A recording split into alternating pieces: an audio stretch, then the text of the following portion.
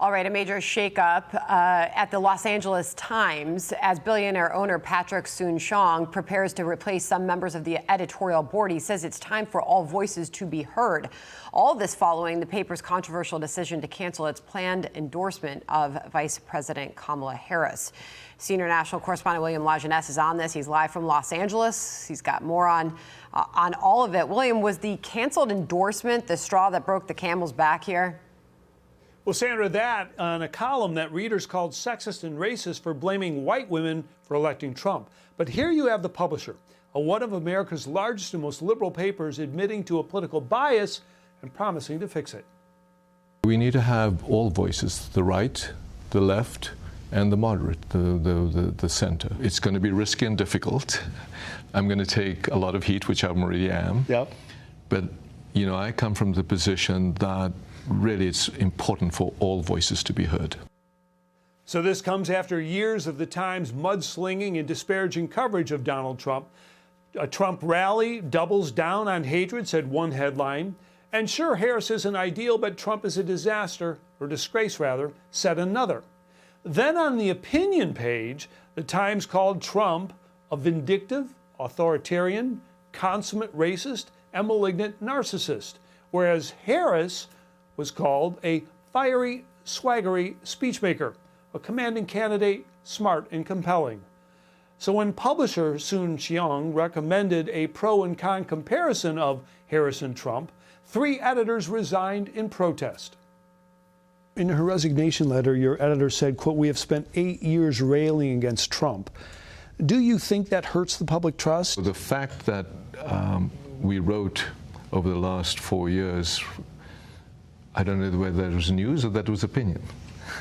Yeah. And mostly that was opinion, but conflated as if it's news. And it needs to be labeled.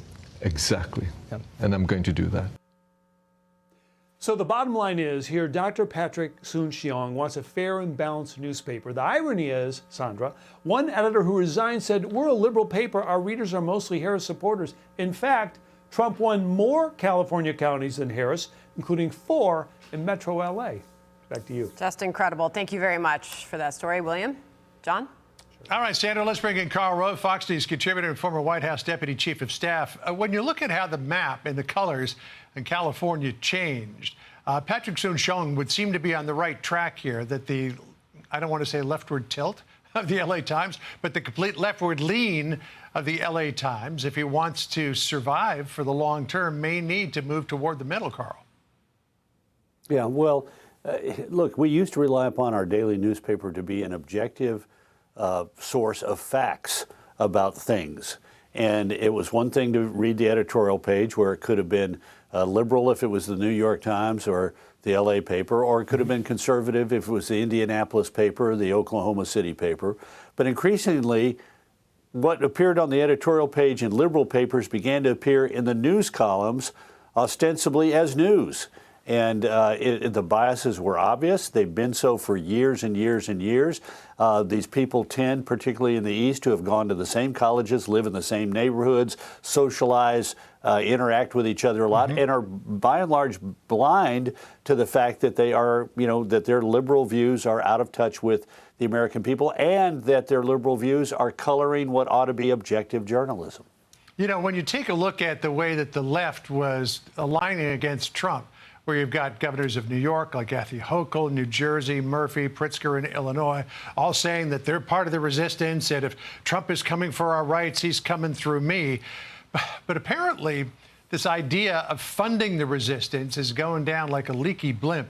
Listen to what Politico said. It said, quote, "The resistance is not coming to save you. It's tuning out.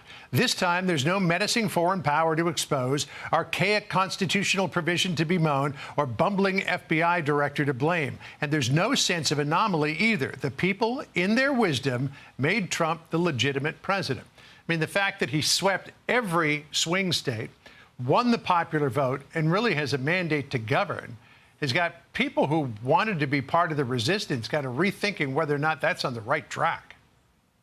Yeah, well, I think there are 2 things at play here. One is the natural instinct to the American people after an election to give, you know, regardless of your views, to say, I may not have voted for him or her, but they won, and I'm going to give them a period of grace. And that's what's happening among a lot of ordinary people. They're saying, you know what, the election is over. Let's step back, regardless of how I voted. Maybe I didn't support President Trump, but let's give him a moment. Let's see how he does. The second thing that's happening here is that I think there are a lot of donors to left-wing causes and to Democratic groups who've said, you know what, I've been funding this thing for 8 years, and look what it's got me.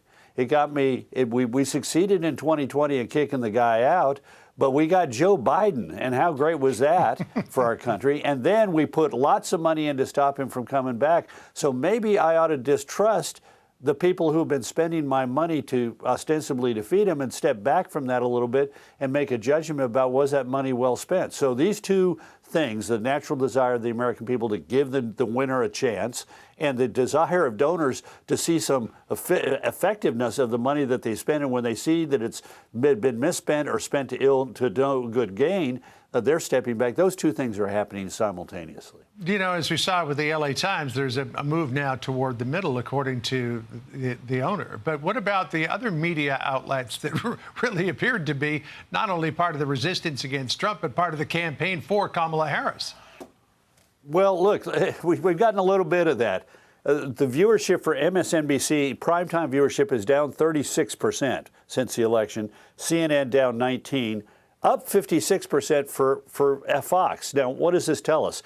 These same two impulses are out there. The impulse of, I'm really, I'm fed up with politics. I'm going to take a break. I'm going to give the guy, maybe I didn't support him, a chance, and I'm going to step back. That's MSNBC and CNN.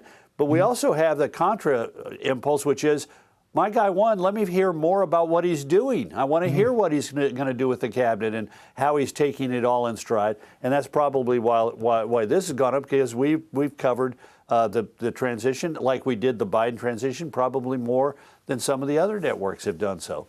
But look, ordinary people are commonsensical, and they're going to say, you know what, the election is over. Give the guy his due. Maybe I supported him, maybe I didn't, but it's a time for us to step back and be Americans rather than partisans for just a moment. You know, I don't want to let the cat out of the bag and give some advice to our competition, but I think there's a big story to be told, Karl, in the coming days about how this country is going to fundamentally change on January the 20th. And we will be there all the way along the way. And you will be there with us, Karl. Appreciate it. Thanks. Have a great weekend.